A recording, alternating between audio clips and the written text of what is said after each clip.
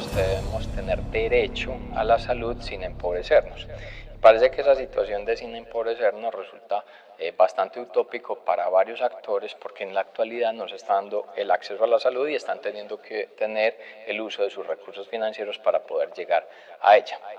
Hola, bienvenida y bienvenido a Sectorial. Aquí transformamos la información que produce el entorno en una serie de estudios bastante prácticos que te ayudarán y a la empresa en la que tú te encuentras a ser sostenible en el tiempo, encontrando esas oportunidades que presenta el entorno. Yo soy Alejandro Escobar Correa, trabajo en la gerencia estratégica de Sectorial y en este capítulo queremos compartirte las conclusiones sobre cómo va a ser el futuro, el desarrollo del sector salud, según lo que vimos en el Foro Sectorial de la Salud de la ANDI. Básicamente aquí la conclusión es que es poco probable que desde el gobierno actual se creen medidas para mejorar la situación del sector salud.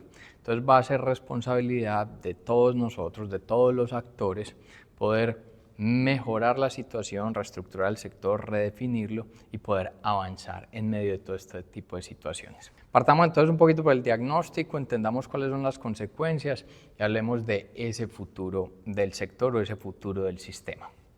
Cuando hablamos de diagnóstico, a ver si uno piensa en sistemas de salud que tengan cobertura universal, es decir, que todas las personas puedan acceder a él, tener los diferentes medicamentos, dispositivos, los diversos tipos de atenciones. Eso es bien complejo mantenerlo sostenible desde el punto de vista financiero. Resulta que eso lo saben todos los gobiernos. Es probable que el gobierno actual también lo sepa. La gran diferencia es que los gobiernos anteriores, entendiendo eso y sabiendo eso, crearon diversos tipos de medidas para mantener el sistema funcionando, el sistema a flote. El actual no ha tenido ningún tipo de medida asociado a ese tipo de aspectos. En medio de esa situación, según cálculos de la Vicepresidencia de Salud de la ANDI, del 2021 al 2024, ya tenemos un sistema que acumula deudas del orden de 20 billones de pesos. Entonces, es el diagnóstico. Vamos a las consecuencias. Las consecuencias en el foro estuvo Juan Pablo Rueda, él es el presidente del grupo Keralty. Keralty antes de todo el proceso de intervención pues eran quienes manejaban la EPS Sanitas, tienen varios programas en lo que tiene que ver tanto en prestación como en aseguramiento. Entonces es una persona que conoce bastante de esa parte, el funcionamiento de las EPS y el tema del aseguramiento. Las consecuencias de las cuales hablaba es que las EPS actualmente no están pudiendo dar la integralidad de los servicios en medio de esa presión financiera. Si no se está dando la integralidad de los servicios, ese paciente va a tener mayores problemas, es decir, que posteriormente es probable que tenga un mayor nivel de costos. Y cuando uno analiza, muchas de estas personas están entonces recurriendo a sus propios recursos, a los gastos de bolsillo para poder acceder a la salud. De hecho, los seguros voluntarios vienen creciendo a una muy buena tasa. Eso podrá ser interesante para ese tipo de actores, pero eso tiene un problema social relevante. De hecho, Diana Cárdenas, que es la ex viceministra de Protección Social, puso una frase en el foro bastante interesante, es que todos debemos tener derecho a la salud sin empobrecernos. Parece que esa situación de sin empobrecernos resulta bastante utópico para varios actores porque en la actualidad no se está dando el acceso a la salud y están teniendo que tener el uso de sus recursos financieros para poder llegar a ella. En Sectorial, construimos estudios específicos y tableros de control para conocer el flujo de recursos, la capacidad de pago, capacidad instalada y atención de patologías de los diferentes actores de salud. Para conocer más sobre nuestras suscripciones, visita www.sectorial.co. Más consecuencias. En el foro también estuvo Marta Ospina, ella es la presidenta de lo que es el grupo Mederi, o la clínica Mederi, que es uno de los actores más representativos en lo que tiene que ver en la prestación a nivel nacional. Y ella básicamente decía que los prestadores en la actualidad están viviendo del día a día, la caja que se presenta en el día a día, porque en tiempos anteriores pudieron tener algunas reservas de caja, algunos buffers de seguridad y eso se vino agotando en los últimos 3, en los últimos 4 años. Entonces, un vivir el día a día y un repensar la operación en el día a día. Luego piensas en los pacientes. Y en este foro fue bien interesante que hubo presencia de pacientes en diversos tipos de cápsulas, presentando cuál era su análisis de la situación, cómo esto puede desenlazar. De hecho, estuvo lo que es los directores, los presidentes de varias de las asociaciones de pacientes y afirmaban que era una diferencia bastante marcada entre el gobierno actual y los gobiernos anteriores, porque los gobiernos anteriores los escuchaban, tenían en cuenta la voz del paciente. En muchas ocasiones no se ponían de acuerdo, peleaban, pero siempre había una voz que escuchaba y los tenía en cuenta. En la actualidad no se está presentando eso, y esto textualmente lo dijeron ellos. Decían incluso que si pudieran ser escuchados, pedirían al gobierno actual que por lo menos le volvieran el sistema que estaba anteriormente. Entonces ahí vamos viendo las consecuencias. ¿Cuál va a ser entonces el futuro del sistema? Aquí vuelvo y acudo a palabras de Juan Pablo Rueda, de nuevo el presidente de Keralty, que decía: si vamos a hablar de un futuro de un sistema de salud que tenga UPC, y esa UPC, que es el valor per cápita que reciben las EPS según la cantidad de afiliados que tienen, ese valor se lo reconoce el Estado, esa UPC tiene que estimarse de una manera diferente teniendo en cuenta las cargas epidemiológicas de cada uno de los aseguradores según los afiliados que tienen. Entonces, redefinir ese cálculo de UPC.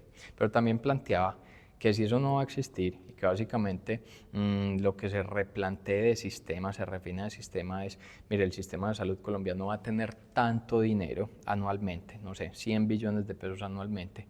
Hay que definir entonces con esos 100 billones para qué alcanza y para qué no alcanza. En otras palabras es sobre eso qué responde el Estado y sobre qué lo tienen que asumir las personas. Esto en su visión. Sin embargo, nos llamó mucho la atención y creo que es algo de lo que más rico fue el foro, es que hubo dos momentos, uno presentado por Anuar Rodríguez, que es el vicepresidente de salud de la ANDI, y otro en un ejercicio donde se ponía análisis sobre futuro de diversos expertos, luego el público complementaba esas opiniones y a través de inteligencia artificial con ChatGPT se reunían ambos elementos y se creaba una propuesta estructurada.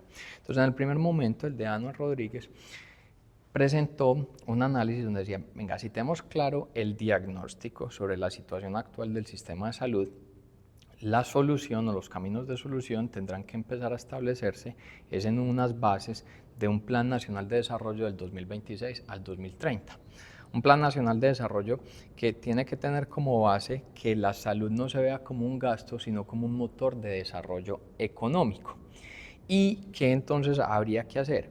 Primero, pensar en todo el tema que tiene que ver con la regionalización del aseguramiento, la reinversión o reprivatización, planes de saneamiento, de salvamento a esas EPS intervenidas, cómo cambiar los mecanismos de compensación o los mecanismos de pago, cómo disminuir lo que tiene que ver con el pago por evento y ser innovadores en todas las metodologías de contratación a lo largo de la cadena de prestación del servicio de salud. Eso en esas bases de Plan Nacional de Desarrollo. Cuando vas al segundo momento, y en ese segundo momento estuvieron expertos como Andrés Vecino, que es uno de los investigadores de la Universidad Johns Hopkins, estuvo Ramón Abel Castaño, que es un consultor de salud bastante relevante en Colombia, estuvo también actores de Proesa.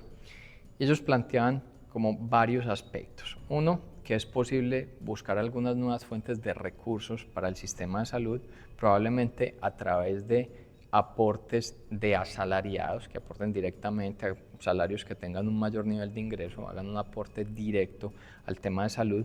Otro aspecto es controlar la sobredemanda de tecnologías en la salud.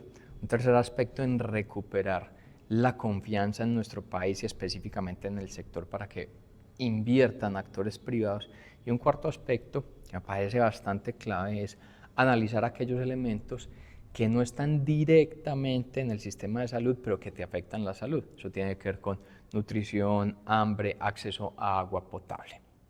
Esto entonces como ese norte que puede estar estableciéndose en ese nuevo sistema o en ese redefinimiento de sistema.